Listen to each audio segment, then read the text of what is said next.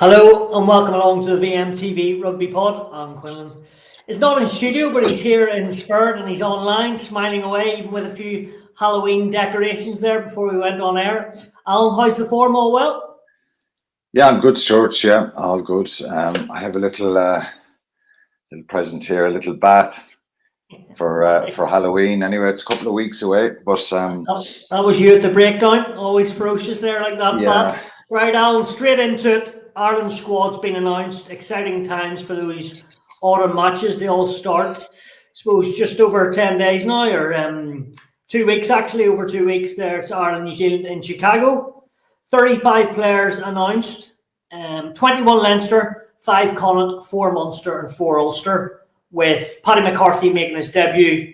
And then there's the travelling reserves, or the not called training panelists, but younger guys, so to speak, that are getting an opportunity to at least train with the squad. Bolton, Adogbo, and Brian Gleeson, the number 8.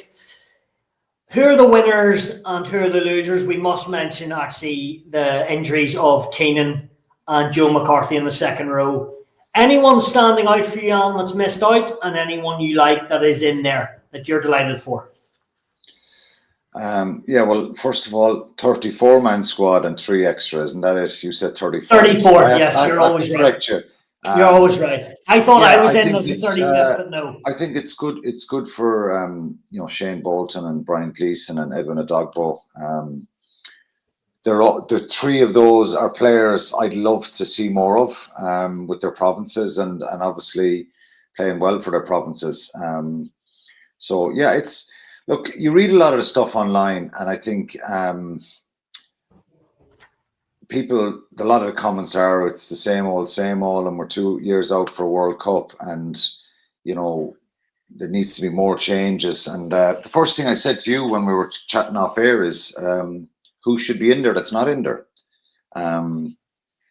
So there's some players you kind of, and look, to be fair, he hasn't made a lot of change. He's brought players through in the last couple of years, like Thomas Clarkson, Izuchuku, Sam Prendergast, Gus McCarthy. If you go back to last November, there are 4 new caps. Jamie Osborne was capped a little bit in South Africa that summer. There's probably a few more players who've been recently capped, but there's a lot of people and players that you're familiar with. You're always going to have a little bit of negativity, and some of that is justified in a sense. So what's the negativity justified? Well, I think people are. There's a bigger narrative and bigger picture here when you talk about quarterfinals of World Cups and developments and bringing players through. And I've said this to many people on the street, and people like when I talk to about rugby, who's not in the squad that should be in the squad.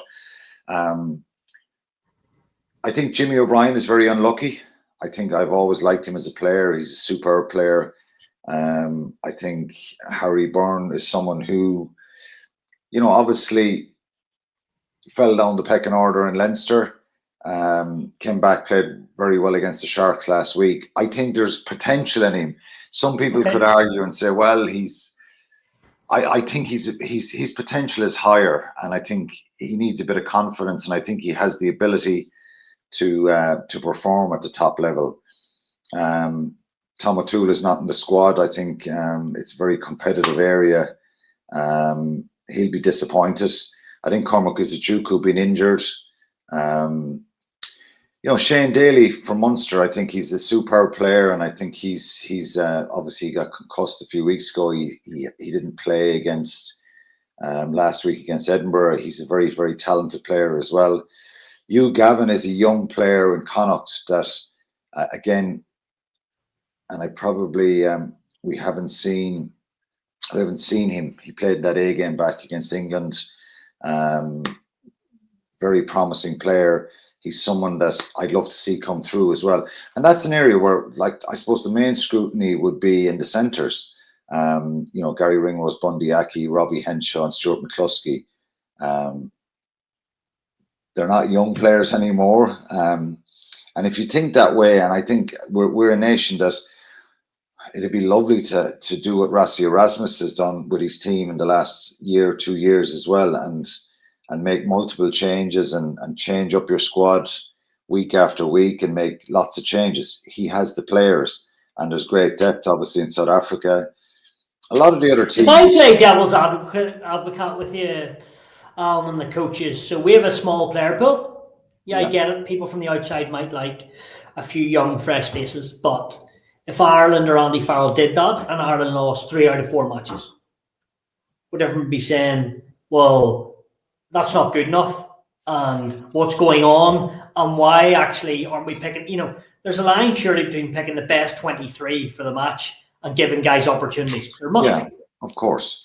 A lot of these players would have been on in South Africa in the what did they call that tour again last? Oh, was the A matches or the Merging Ireland tour to South Africa? There's 2 of them in the last 2 years. A lot of guys went on those tours that maybe weren't starters for their provinces. Young players, obviously, lots of them would have been involved and played multiple times. Some hadn't played a lot. You had an A game against England last during the Six Nations.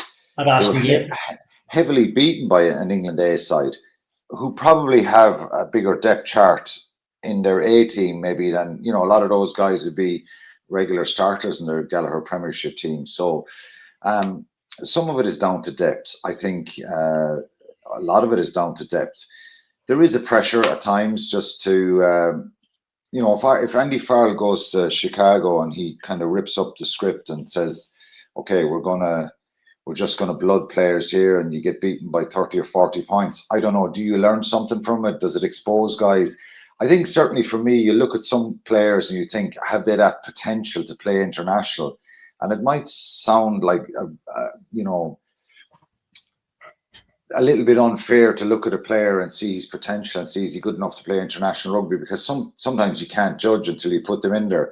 So I don't know. I think it's a lot of the tried and trusted. I think there is a little bit of, question marks out there. Sometimes a little bit ill-informed. I'd love if Andy Farrell brought 10 new players into the squad. Galtier has done that for France for the last couple of years, hasn't he? He has 2 divisions to choose from, and there are so many home-based. We don't have 2 divisions to choose from. That's the reality. So what I will say is, anyone that listens to this or is wants to comment on it, who should be in the squad that's not there. I think Michael Milne is very unlucky. I think Shane Bolton, Jack Boyle is in the squad. Okay. And he's another new player that's come on the scene. So there's a good few players in there. And look, Paddy McCarthy has come in, another young player. I think he has massive potential, and I watched him a lot with the under-20s, and he's after taking this surge in strength, size, and physicality, and we saw him, last week playing very well against the Sharks. So, 3 Leinster props, 3 Leinster hookers, and 2 Leinster tight heads. So you have 8 front rows from Leinster in it. But it's hard to argue against any of them. You could argue with Milne being in there. I think he played well against Edinburgh. He started the season well, and obviously got capped in the summer. So, James Hume is another player that I'd love to see get back into form. I think he has the talent to play at this level. And one of the areas that, like I mentioned, the centre partnerships and the 4 players there in Henshaw, Ringrose, Aki, and McCluskey. I'd love to see you Gavin anything at the start of the season. So he hasn't played very much. So it's a lot of the tried and trusted. I think Ian Henderson coming back into the mix. He was very good against the Bulls last week. Is he fortunate to be in there?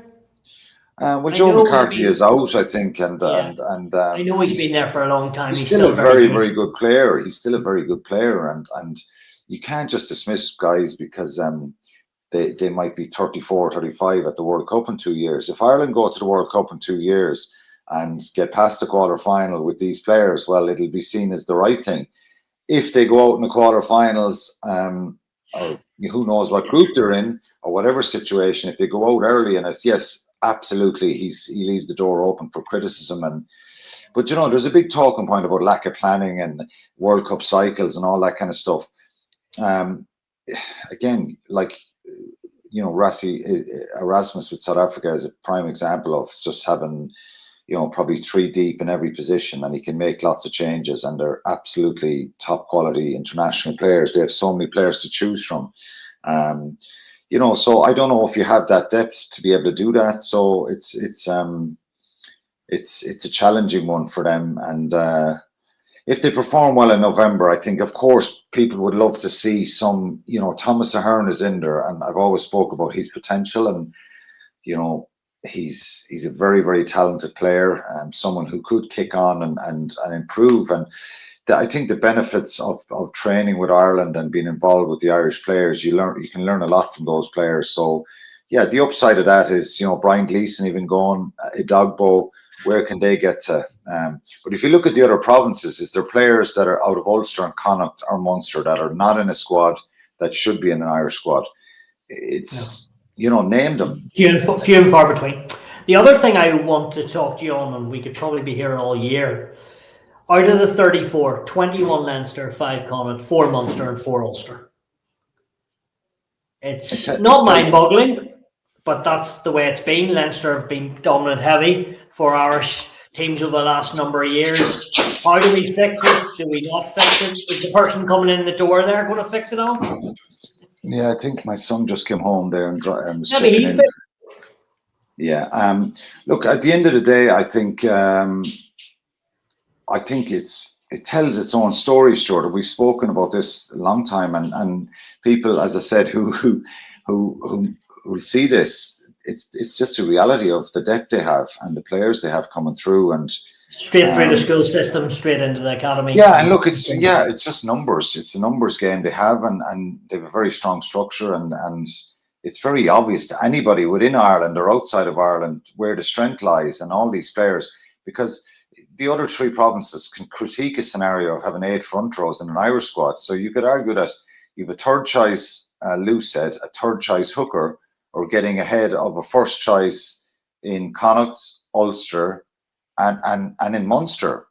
And does that make sense? And is that right? Well, it's down to the quality. And the third choice loosehead was outstanding against the South Africa Shark side last week. He played really well, and Gus McCarthy's played a lot, and we know his quality as well. It's another argument to say that some of these players should be moved around again, but that happens a lot with Leinster, doesn't it? There's pressure on when they have that depth. We saw Lee Barron and Michael Milne went down towards the end of last season to Munster, and they're obviously fully signed up now and started the season, did the pre-season, the whole lot, and there's that's just the situation, the way it is, and it's the reality. And I think what would be more beneficial to an Irish squad trying to get past the quarterfinals in the World Cup would be have 8-10 players out of every province, or 7 or 8. And look, I think Leinster at this stage, they're always going to have the lion's share of players, but if you can increase the numbers in the other 3 provinces, well, that has to benefit Ireland, and it spreads the kind of talent pool around a little bit. And that's easier said than done, isn't it? Of course it is, yeah. We've boasted a long time for our structures here and the provincial setup, and it is a very secure and stable environment for players to play. You just look what's going on in Wales and financial pressures with that they're under with their regions and stuff like that. So you don't want to rip it up either and start kind of going, well, we have to send players everywhere. I think when the players are quite deep and they potential to go on and play for Ireland, you can't force anyone to leave. But I think if they have ambitions of playing for Ireland, there's 2 guys ahead of them. Okay, you can fancy your chances. And there's a number of players. I've said this before, and it's out of no disrespect to Scott Penny or Max Deegan or Will Connors. All 3 are outstanding players that could play at international level, and they have done. They've fancied their chance of being in that Leinster back row, I think, and starting big games, and they have done for a number of years. But how would they fare in the other provinces? How much value would they bring, and would they kick on and get themselves into Irish squads? So look, it's a bit of a catch-22 for the individual in that situation, and but ultimately, I think Connacht, Ulster, Munster, hopefully they can start bringing more players through. And there is some very good young players in all three provinces. We can't talk about a squad without looking at the fly halves on the start of this season. Between Prendergast, Jack Crowley, and then Frawley's in there as the utility back, or the 10, 12, 15, wherever Andy wants to play him or sees him fit there. Who has the jersey for you for Chicago, and why over the first couple of matches in the URC? Which way does Alan Quinlan tailor it and see it? Well, yeah, I think obviously Sam Prendergast, obviously against Stormers, didn't like the rest of his teammates perform to the level that was required. It was a poor performance, and he made some mistakes. He was much better against the Bulls. I think obviously he's an intercept pass at the end and a couple of small mistakes, but I think his attack and some things he did in that match were very good. If you base it on form, I think Crowley was very good when he came on against the Scarlets and got player of the match against Cardiff in a poor Munster performance, and then wasn't involved last week. So if you're basing on form, you kind of say, well, if the team was being picked for this Saturday, maybe Crowley. But I sense with you, Alan, that, and I could be wrong, could be taking words out of your mouth before you say them, you sort of think that Jack Crowley should get a rattle and deserves it. No, I don't. No? No, I'm saying based on form. Okay. But, you know, it's up to the coach's intuition and the way the players train and stuff. And what happens this weekend? Okay. Now, you would imagine that Sam Prendergast will have more of an armchair ride than Jack Crowley will. Who knows? Might not. But on paper, Leinster have a very, very strong forward pack. Both those teams are named, and who knows? You know, it's about kind of, you know, if one of them bounce out of this game, and you know, you would imagine Prendergast to be on a winning team because that's what the form tells us, that Leinster will win this fixture. But if Crowley plays really well and does some brilliant things in the game and shows a great composure, he could go ahead. So I think they're neck and neck at the moment. I suspect the coaches will be leaning towards Sam Prendergast. Well, Farrell has over the last year, hasn't he? I know he's. Yeah, he has. And look, it's back 12 even months longer ago. than the year. Back 12 months ago, that's where Sam Prendergast was you know, introduced and given the reins and kind of jumped in ahead of Jack Crowley, I think. And I think he had an up and down year as regards more ups, way more ups. You get capped for your country, you put in some wonderful performances for your club in Europe and all that kind of stuff. Scotland away, yeah. Yeah, and a few negative ones and defensive issues and a lot of scrutiny around that. I think Jack Crowley, again, like Sam, was some very high moments. I remember watching him playing against Saracens down at Thomond Park, and he was outstanding. Northampton away. And then there was a few games where he made mistakes and didn't have his best game. So they're two incredibly talented players. And it'd be very unfair of me to kind of base it. I think if I was basing it on playing against the All Blacks, and if you ask me now, who do I start? I'd probably say Crowley, because of maybe just he's probably more advanced as regards his strength and his power, and he's a very good defensive player anyway. I think it's an area Sam Prendergast needs to, and I'm sure he's very conscious of that you know, he needs to be strong and better at. I think he has sublime hands, and that's where probably he's edges it a little bit over Jack. So look, they're both very good players. I think there's a few inconsistencies in both their games, and it's kind of frustrating that there's a debate every time and that there's kind of provincial bias around it, because but look, Tony Ward, Ollie Campbell, they flipped over and back for a number of years. O'Gara. Yeah, it happens. Sexton O'Gara, that was probably there was a bit of flip over there as well, and then they played a few matches together. So it happens. And look, I've no issue with picking the best player on form or having coaches have an inkling and of where they're going as well. But I think in general for this squad, this Irish squad, they need to find a bit of zip and energy. I think there was flat kind of lacking a little bit of urgency and energy, and they looked a little bit flat in some stuff they did last Six Nations, and but a lot of these players played really well in the Lions tour. So if they can translate some of that form and carry it on. Look, the last World Cup, the build up, we think it was perfect. We went in, in a great position, and we're very unfortunate against a very good New Zealand team who found form, and found a way to beat Ireland. I actually was just watching that back today, some of that stuff. It's nearly 2 years ago to the day when those games were on, and South Africa and France as well. And the reaction at the end of New Zealand was absolute joy and relief, because Ireland were at that level. People, they had kind of gained that respect of such high performances. So it's a big challenge. It is a big challenge, but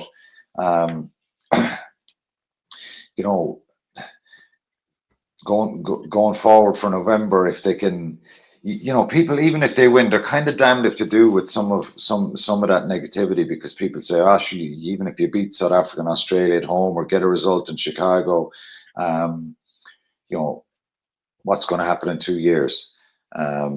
But look, I think if a few more players can be blooded, and I don't think you need these drastic changes. If you find someone special that comes in and, if for example, and I hope people don't think I'm biased, but if someone like who I believe, if they can translate that excitement that they had underage, like Gleeson in the 20s, a real dominant force. And I think he has the quality. Shane Bolton, I think there's something special there. There's a real powerhouse there, and a real good rugby player, and a very physical player who can add something different. I think if Hugh Gavin comes through in the centre, and suddenly I'm after naming 3 or 4 guys there, and you filter them in, and they bring that energy and that talent. So it's going to be that type of a scenario going forward with Ireland.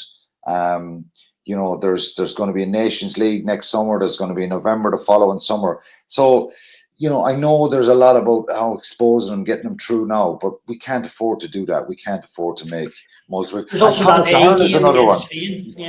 Thomas Ahern. It's very difficult to learn that in them, Stuart, to be honest, with respect. And it's like the summer tour. It's very, very. But at least they're having A games. At least they are. It's more about continuity and probably getting into the system and trying to play. Learn, understand game plans and structures and that. But like, it's you gotta have players sometimes getting into the higher level. Well, I'm not saying throw them in against South Africa or New Zealand, because it can have a detrimental effect. But if 1 or 2 players end up playing with a very experienced 12 or 13 internationals, and at that time people are excited and they feel they're ready, and they've backed it up with real physical kind of growth in their game as regards in their URC or European games, fair enough. But I think there's time to try and if we roll on to even next summer or next November, and you've 8 or 10 newer caps that have kind of been capped in this 2-year cycle, well, then that's a positive if they're good enough and we're excited about them. And that's what Andy Farrell has to do, is to try and find. Thomas Ahern is one. Cormac Izajuku, who's a very talented player. It's very unfortunate that he got injured. I would be concerned about number 7, because we don't have who's the natural backup to Josh van der Flier. Who's a natural 7? You have Will Connors, Scott Penny. Who else is there? John Hodnett has been injured for the last few weeks, and McCann at Ulster, but is he a 7? I know he's not a 7. He's not a 7. Yeah. And I batted for Jack. I'm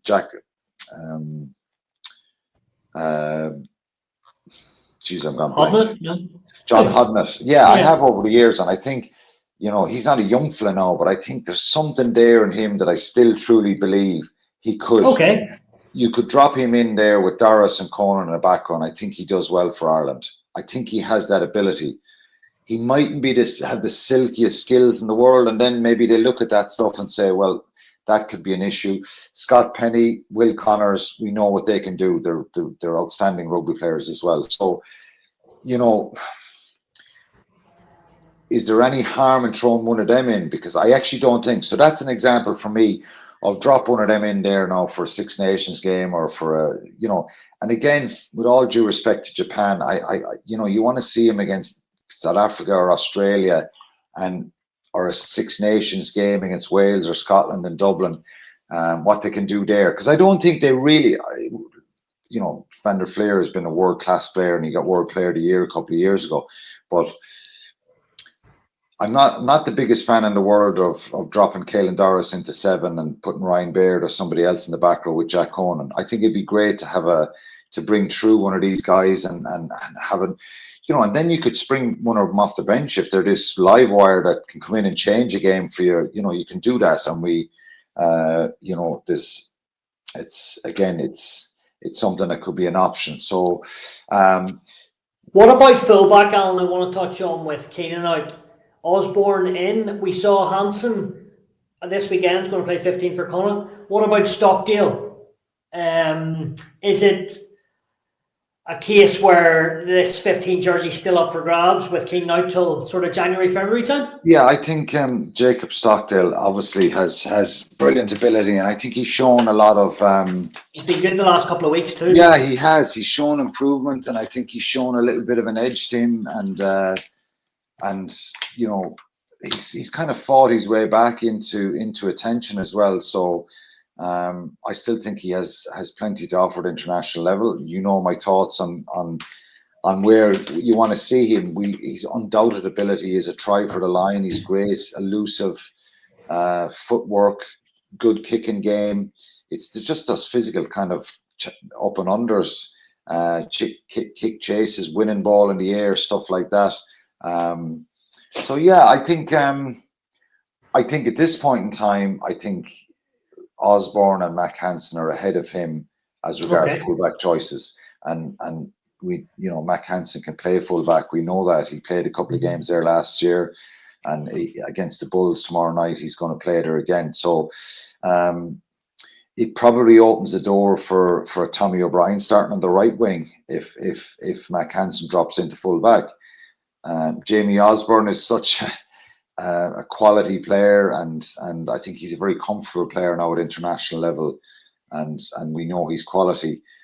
Dropped in at the deep end in Durban 2 years ago, wasn't he, for that first cap against the South Africans? So yeah. Did you see Tommy O'Brien starting against the All Blacks? Could I see it? Mm-hmm. Of course. I think he's a wonderful player. Okay. I think he's a very physical player, and he's incredible. I know he played in the summer there and scored tries. But I've seen him the last. He's a kind of a late developer. He's had a good few injuries, but the first time I saw Tommy O'Brien a few years ago, I thought, God, Munster should try and sign him. But he has undoubted quality, and that's sometimes I judge players, and I did when I was a player, when certain guys came into Munster training back in the day, and I go, this is a real player. Dennis Leamy, Keith Earls, when you see these guys, they'll play for Ireland and beyond. And Tommy O'Brien is one of those players. When I looked at him, I said, there's something really good about him, and not just the pace. I think he's a very physical, aggressive player, and he runs powerful. He runs powerfully and picks really good lines. So of course, I think he'd be absolutely well able to play against the All Blacks. Who knows? There's a few options there. I think Hugo Keenan has been brilliant for Ireland the last number of years, but it's an area that you can kind of get away from, like James Lowe and Mac Hansen missed a bit of last season, and the team we seemed a little bit lost without them, because they were such contributors to so many moments in the game, whether it was kicking game, link play, Lowe scoring a lot of tries, making line breaks. But look, again, they're in, James Lowe is in that bracket of the 30-somethings that'll be at the next World Cup. And that's tricky, particularly when you're an outside back and you're trying to stave off lots of young bucks coming through. So, but it's good for competition. I think I suspect that Osborne will probably be the one that'll start, and they'll leave the two wingers as they are. What about, before we wrap up, a bit of URC action this weekend? Big one in Croke Park. Leinster against Munster, plenty of hot shots playing, then Connacht against the Bulls, and Ulster are in South Africa. Connacht disappointing last week. Ulster 2 from 2. Leinster with their first win. What about your old side, Munster? They're simmering on nicely, aren't they? Yeah, I think they're getting the results. But the performances aren't where they would want to be. Is that a good sign of a team or not? I don't know. I have some concerns there. And obviously, they got over the line just against Edinburgh, didn't they? Yeah, and their discipline was terrible. And look, sometimes you just get a few breaks and things, and you earn them by, scoring at moments when they had to. They didn't really create anything. I think Andrew Smith gets the breakaway try. Ball is kicked through, and he scores early on. The other 3 tries are pick and goes.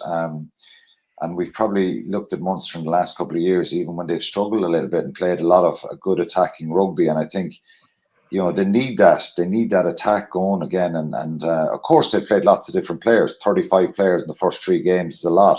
It's kind of Leinster numbers, really, over the years, if you know what I mean. So maybe that's made them a bit disjointed. Nothing will focus the mind like going to play the biggest rival, which is Leinster, and it's a very difficult game for them. I think when you look at the players Leinster have back, and Gibson Park, and Jack Conan, RG Snyman, like it's phenomenal. It's phenomenal the quality that they have and the type of player they can choose from, and Gary Ringrose, all these guys, it's phenomenal. James Lowe, so they help them a lot. They haven't played together, so that might give a little chink of opportunity for Munster. But Munster not coming into this game with great cohesion and flow, and that would concern me. But look, no better game to get it. You go back to the game last year in Croke Park this time last year. Leinster had 3 tries after 15 minutes. I was going to say I was done. Let's hope it doesn't go like that. Yeah. And you know what, though? I did leave the ground that day thinking, Stuart, I saw a great fight back, and I saw the level of not ever kind of winning the game, but I think they were very nearly got that 3rd try that would have kind of made it a little bit nervy for Leinster at the end. They stopped Leinster from scoring in the second half, and so you felt they can match them in parts. Well, in that game they responded brilliantly. I'm not sure they've that kind of flow in their attack this time. Maybe they will get it this week. I don't know. I haven't even mentioned Tom Farrell, actually. Yeah, it was his first game back, and I think he was a big contributor of getting out of jail really last Friday night against Edinburgh. And it wasn't just one performance, because Cardiff the week before, they weren't great. But he was top end last year. Yeah, he was superb, and he did some brilliant things. And himself and Dan Kelly starting the centre this week. Nankiville's on the bench, so there's good opportunities for the players. And Brian Gleeson starts over Coombs. John Klein, Coombs are on the bench. It's there's a little bit of power to come off the bench, really, and maybe that's what the idea is. But it's a big game for Gleeson. He's up against the big guns, if you like, and Edwin Adogbo starting, that excites Munster people. And again, I believe, and a lot of people do, without getting too carried away, that if he can get going again and find his form that he had and the promise that we know he has, he could have a real impact in the international team the next few years. He's ferocious. Yeah, look, do you know what it's not just the power and the strength, Stuart. He's a very good rugby player. Sounds a very obvious statement. He's actually a really good footballer. And one of the things I've heard a lot about him in the last couple of years is his ability to read the game and get in for a poach for a big man or give a little pass. He's a good footballer, so that helps when you're a powerful second row, and he's explosive. So that could be beneficial for them. But look, it's a very powerful Leinster side. Munster have won 2 out of the last 10. One of them was a Rainbow Cup fixture against the 2nd/3rd string Leinster team, and 2 years ago the semi-final in the URC. You're still smiling from that. Well, it was incredible. I think the door was opened, and look, Leinster still could have won the game. Munster with the Jack Crowley drop goal at the end, and obviously they went on to South Africa and they played brilliant in that final against all odds and won the URC. It was phenomenal. So in this league fixture, they've struggled, and Leinster got a bonus point win down in Limerick as well. So when they pick this type of team, they're capable of doing that to anyone. So it's their backs are to the wall a little bit, Munster, but let's hope they find a bit of form and make a real kind of make a game out of it and step up. And there's still a lot to be gained, even if they don't win the game, because they're not expected in a sense that, and like the start they've had has been really positive, winning 3 games. So you're away from home, and it is difficult, and it's even more difficult when you go and play Leinster in Dublin. Keep this one brief, just because you brought his name up. Gavin Coombs in Ireland doesn't seem to fit.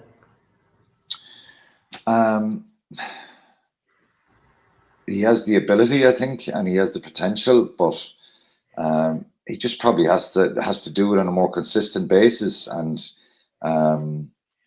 he's such a good try scorer. When you get close to the line, it's when he gets his hands on the ball, he's so difficult to stop. And he's probably taken out if he goes in.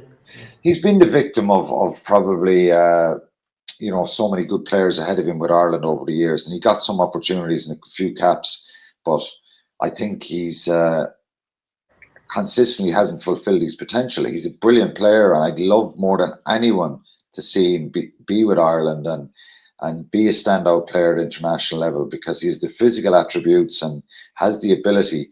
But I think when you some people are saying his face doesn't fit. Well, I don't think there's any sort of bias against him, but I think there's a requirement probably with this Andy Farrell team about work rate and multiple involvements and just, big moments in a game, not just sporadically. And I think Gavin does them really well.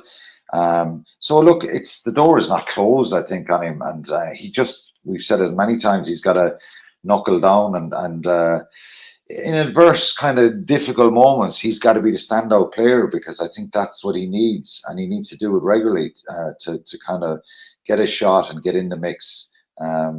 So yeah, look, he's not starting this week either for Munster. I think, does that affect him, and is that part of is that down on performance last week, or is it down to tactically get him off the bench? But look, I think there's more in the tank, and probably has to find that consistently to get in there. We'll see how it goes. Hopefully you're smiling on Saturday come 6, 7 o'clock at night, or even after that, and see how your old team do. Thanks as ever, and we'll chat to you soon going forward. Cheers. Thanks, Stuart.